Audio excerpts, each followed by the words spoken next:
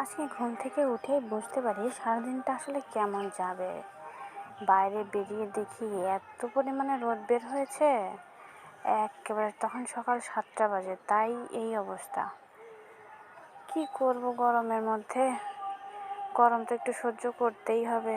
যে গরম, এই গরমের মধ্যে কোথাও বেরোতেও ইচ্ছে করে না। সকাল সকাল গেলাম ব্রাশটা হাতে নিয়ে একটু ব্রাশ ট্রাশ করতে, হাত মুখ ধুয়ে ফ্রেশ ট্রেশ হতে। না হলে যে গরম, ব্রাশ না করলে, হাত মুখ না ধুলে আরও বেশি খারাপ লাগে, একেবারে বিচ্ছিরি অবস্থা।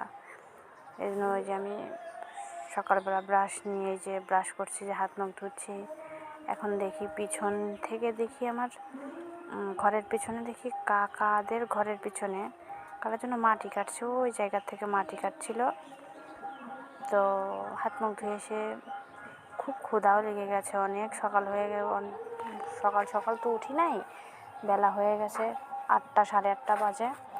মাকে বললাম ভাত দিতে। এই যে আমি নিজেই ভাতগুলো বেড়ে নিয়ে এসে খেতে বসেছি। মা আজকে রান্না করেছে কচুর ডাইগো ঘন্ট করেছে, সাথে হচ্ছে মুগের ডাল না, এটা সম্ভবত মাসকলাইয়ের ডাল, লাউ দিয়ে, সাথে বড়া আর বেগুন ভাজি আর পটল ভাজি।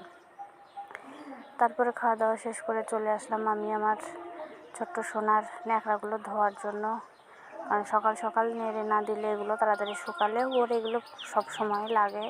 গরমের সময় পাটির উপরে কিছু বিছায় না দিলে একদম ঘেমে নিয়েও অস্থির হয়ে যায়।